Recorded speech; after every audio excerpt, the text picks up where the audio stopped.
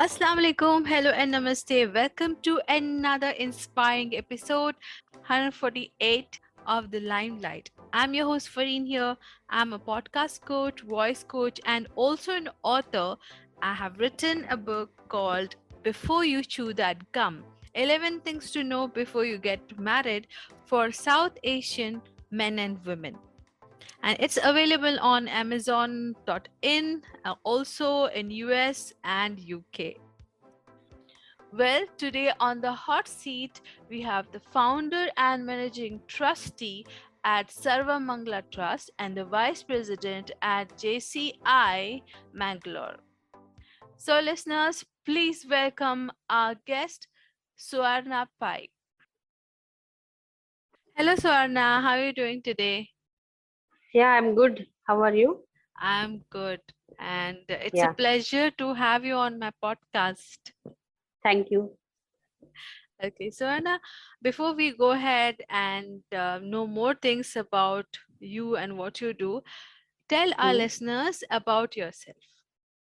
My name is Swarna Pai. I'm basically from Mangalore, Mangalorean.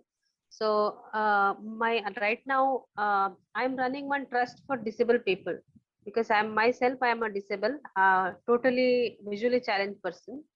So, I'm running a trust called Sarvamangla Trust. That trust we will work for, especially for blind girls and other disability also.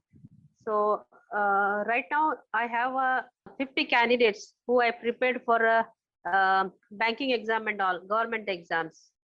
Yeah, so Anna, I would like to ask you, like Mhm. being visually impaired, and Yeah. you must have challenges while you studied, right? From the Yes. education perspective. So, can Yeah. you Yeah. just tell about that? Yeah. Sure. So I lost my eyes when I was 3 years old baby. That time I lost my eyes, and we were staying in one small village. That time, because of they are not having much awareness, because of that they did some village medications. So the during the medication, is not coming, is going badly, worse situation for me. And my childhood gone like just like that only, because I didn't enjoy my childhood. I didn't go to school. I didn't played with other children because everyone is denying because of the my blindness. They don't want to play with the blind child neighbors and all. So it was so difficult for me, and I was worrying so much because actually child is enjoying right in childhood. So instead of enjoying, I am worrying so much. What will be my future? Thinking, worrying, and so much I was worrying. And still, I was not going to school. I'm gradually growing up, and my father passed away when I was 13 years old. It came more difficulty in my life. So after that, my father passing away, everyone is started to say to my mother that she will not do anything. What she will do, she will sit in one corner. These that brother will not taking care, will not be take care of her. Sisters are not, they're going to their husband's house and they got married. This girl is will not get married. These that's not, they're saying so much things to my mother. So my mother, she was also not able to manage the things. So she was worrying, and she was telling me. And that time, it's a very horrible life. My teenage and my childhood gone very badly. Still, I didn't lose my hopes. I was keep on thinking that I will study one day. Like we say, like we'll do one day will come. Karke. That thing was there in my mind, in my child from my childhood. And I used to think when I'm simply roaming inside of the home, and I was thinking, I will do one NGO for my disabled people who's suffering like me, especially they're at home and they're not able to come out. Parents are not supporting, relatives are not supporting. I will help to them. I was thinking that time. And I never know that I will do this NGO in Mangalore. My thinking created a situation here. What happens, like one of my sister got married. Then I was got the chance to get out from the home. Like after she got married, some of her relative told her, like, you are wasting your sister's life, spoiling her life. So don't do that. Send her some NGOs. So I got a chance to go to Mitrojyoti in Bangalore. That's called Mitra Jyoti. Their improvement, like they are doing many courses for the girls, cooking courses, computer courses, education, helping to education and all, sports, everything is there for girls. Now they included many people, but get the chance to go there in after my sister married. Till then, that time I was at home only. I was so brilliant, but I was not able to go to school, not able to study, and I only listened to radio. That time I used to listen BBC radio and every this thing. That time mobile and was not there, so I just went to Mitra Jyoti, and 4 months I did one course called a home science course. There I learned many things: how to clean home, how to clean our keeping our house clean, how to cooking, and everything I learned from there. Then I used to tell the trustee, the managing trustee of that NGO. I wanted to any cost I wanted to do education, complete my education. So she thought, I think so. She was asking me that anywhere you're ready to go. I told yes, I'm ready to go anywhere. That time she told she refers that NEB Delhi in RK Puram. Then I went there and I started from the bottom scratch. Like I started that basic course, bridge course, 8th class. This thing after my 18 years age. Till that I was not knowing about the education. I learned Braille first. Braille is script for the visually meant for visually impaired. That script I learned first. After that I did basic bridge course. Then I enrolled the 10th class. After that I enrolled the class 12. But during this education period, I used to work with hostel also freely, like voluntarily. Daytime our classes was there, so I used to wear uniform and all. That's get, I mean, somehow I don't like to wear because that's the age is not that wearing uniform and all, but that was compulsory there. So I was wearing that, and evening time I used to take care of children. I am giving a call for them, like parents will call that time to children. They are from many villages far away, children are. So I used to give, I announce in the mic. Anyone call comes, I used to announce in the mic. So I give a medicine to children. Doctor comes once in a week and teach me that give medicine. I write in the braille and I give to medicine to children. Sometime warden was not there. That time I used to help warden's assistant. And then I studied, completed my study there in Delhi. Again I come to Mangalore. After coming Mangalore, again same at home only. I used to think my sisters and all got married. So I used to think, now after my brother will also get married, then what should I do in my life? Education also completed, but I was not knowing much anything. Still I was keep on sitting and I was worrying with my mother again. So again the situation come, and I wrote banking exam, but banking exam was not, because writer was dominating me, because we used to get writer to write exam. Okay, whatever we says they write for us. They are not. They should not write their things. That banking exam, I got one uncle who's past 10th, and I was 12th class. So we need writer lower class than us. So I didn't get to bank. Then again I told my mummy I will go somewhere else to study something else. Like then I went to Bangalore again. There is one NGO called Enable India. I there Enable India, they told that you are not knowing any English. You know only Hindi, Kannada also I don't know much. I know only Hindi that time, Indian Konkani. That time they told you need to learn English from anyone. But that time I was not getting anyone to learn English. So I approached many volunteers there. So they used to read book for me, and they used to do audio. That time audio cassettes were there. uh, then I used to listen the audio cassettes. I used to listen FM. There is some channel is coming for open classes. So I used to listen that, and I learned English. Then I got through the admission in Enable India. In 2007 8 I was learning computer there, which is JAWS software. So software was speak out. Okay. The software will speak out, and it will say everything whatever is coming in a screen. So I learned in JAWS there, and I learned computer. So that was my education story.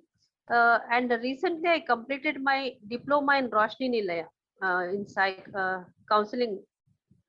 That was my education, but it was so challenges because no one is helping. I actually, what I was doing, I used to think um I will do myself. If anyone will not do, I'll do something. I'm discovering and doing something.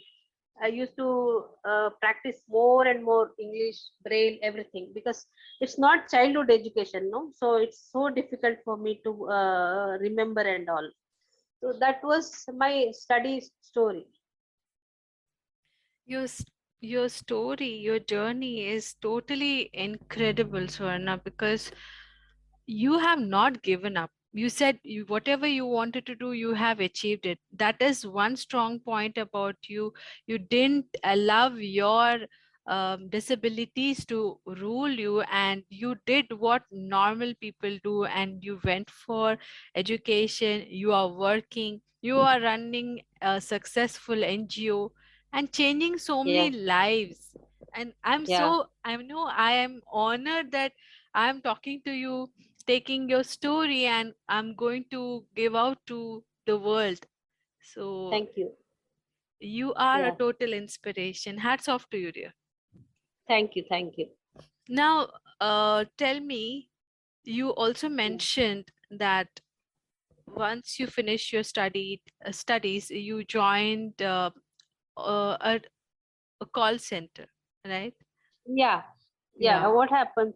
I was doing a computer course in Enable India. There I got one friend. Friend means he was a teacher for me. He's a Mhm. normal person, and he's like, we were friends. And he proposed me one day. When he was in he went to Pondicherry, took a job, some job, because he was working in Enable India only. He was teacher and I was student that time. Then after that he got somehow, sometimes people get job fed up, no, then he went to Pondicherry and he wants some changes. Then he started to propose me, Okay. then we were married, and Okay. we went to Pondicherry. I got my son, child. So it was so, like 2 3 years I was in Pondicherry. Again, then I came to Bangalore. Then I took up the job, call center job. Yeah, yeah, Okay. Okay. Right. So it has been so, like, I mean, I can say a very adventurous kind of journey plus a difficult one, but you never gave up, like, yeah. And right. one thing I would like to mention here, when I was in Delhi school, Mhm. I was studying. I think so. They took me for swearing in ceremony of Dr. APJ sir, Oh, APJ wow. Abdul Kalam. No? Okay. That time, he used to keep on asking children. He liked children, right? Yeah. Students, especially. So he was asking me that, what is your dream in 2020? He is asking to everyone. So he came to me and asked. That time I didn't say anything. I want to become a banker. I want to become this, that, nothing. I told just I wanted to open and one NGO in my hometown, Mangalore, and I want to help disabled people like me. Disabled people like me. So I mentioned that. At the same time, 2020, I opened my NGO. Yes. See, look at that. Your pure Yeah, intentions gave, yeah, way for you to manifest that in reality. correct. Right, right. Yeah, Amazing, yeah, amazing, dear. And yeah. I pray to God that He gives you and your family and blesses you and your family with all the health and happiness in life. Thank you. Thank you. You're welcome, dear. Now, after all these serious talks, I have a fun segment for you. Okay. Yeah, yeah. It is called the rapid fire round. Okay, And I will be asking you three random questions, okay, and you have to answer them in one word or a sentence. Okay. okay. Yeah. So my first question is, which is your favorite street food? Street. Street food like bhel puri, Okay. pani puri, Momos, chaat. momos. Oh, Yeah, momos. momos. Nice, Yeah, nice. Good, good. yeah. So second question, Who is your favorite singer? Actually, a ghazal singer is Jagjit Singh. He was not more, I think so. Yeah, Yeah, he he's no passed away more. 10 years back. I like him very much. Okay, nice, nice. Okay, Yeah, my last question is, if you had a chance to meet your idol, the person who yeah, inspires you, motivates you, so yeah. who is that personality? Uh, like anyone, right? Celebrity, anyone, right? Yeah, yeah, anybody who inspires you. I just wanted to meet one singer. Okay. Yeah, singer Anuradha Podwal. Oh, yeah, she's an amazing singer. Yeah, yeah, she's ideal singer. So I just, Yes. if I get chance to meet, I can meet her. Yes, good, good. Yeah, Well, that was the end of the rapid fire round. Your answers were amazing. yeah. Thank you. You're welcome. Now we have headed to the last segment of our podcast where I would Okay. like to ask your advice for our Mhm. listeners. Okay. I just wanted to give advice like for especially for a listener. Yes. So just if they come to know any across to any disabled person, or they come to know any disabled person, they should help them. Okay. Mhm. Like if suppose we have some neighbor, okay, who is disabled and who are not going to able to go out and all. So that person we need to help however possible. Okay, refers to some NGO, refers to some schools. Okay, there are many people now also coming to me with the disability. So we help them to referring school, referring something else. I just wanted to say everyone that if they come to know anywhere disabled, if suppose their child also any disabled people are there, they should not let them to sit at home and waste their life. Okay, they should include like other children, normal children. It's not possible, but they should try, must try. That's you Yes. would like to suggest. Yeah, that is spot on advice. And yeah, whoever is having people around them or in their family, they should help them out and make Yeah, them as much. learn some skill. Correct. Yes, so that they can be happy being independent and they don't Yes, have to take tension about the correct, future, who's correct. going to take care of them. Yeah, that's very big tension to them, no? So Yes, we, being our their shoes, we need to stand and we need to think of that. So yes, how they will feel like that? No, not showing sympathy. Should say show empathy with them. yes, important, Okay, very that's how I would important. like to say. Yeah, Very important. Thank you so much, Swarna, for giving that advice and also taking time from your busy yeah. schedule and doing this podcast with me. Thank you so much. Thank you very much. Thank you. Thank you. Okay, listeners, if you have liked this episode, please do subscribe to our YouTube channel. We are also on Spotify. The snippets of this podcast will be available on Facebook, Instagram, and 6 other podcasting platforms. Thank you for listening. You have a great day ahead. Stay safe, stay blessed. Allah Hafiz.